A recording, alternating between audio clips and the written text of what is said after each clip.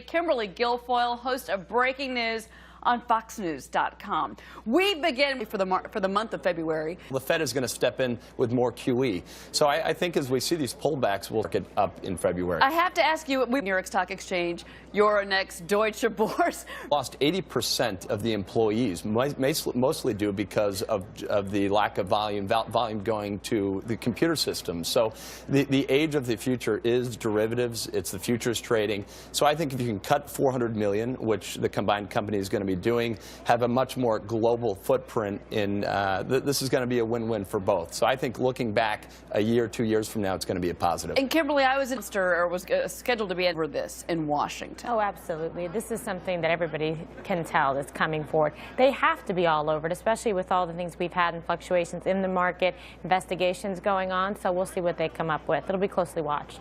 Well, I want to let our viewers trying to make the Republicans the bad guy. He hasn't forgotten the midterm elections, and he saw that in record numbers, seniors came out to vote, and in punter-in-chief. Well, I mean, John, if you have deficits from the federal level, that affects everything within the structure of the U.S. economy, and I don't think it's in a good way, but tell me I'm wrong.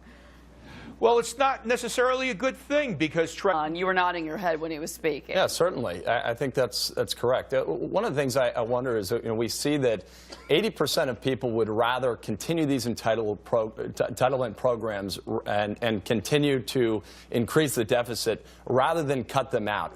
How are politicians supposed to answer that? Is someone going to step up and take the unpopular vote and do what's right for our country? John? Well, the problem is the senior... A lot of folks that they were looking for at this time last year. I mean, did they always kind of expect the spring rush? Because that's the home selling, home buying season. Exactly. That's when they throw... Likes the stock.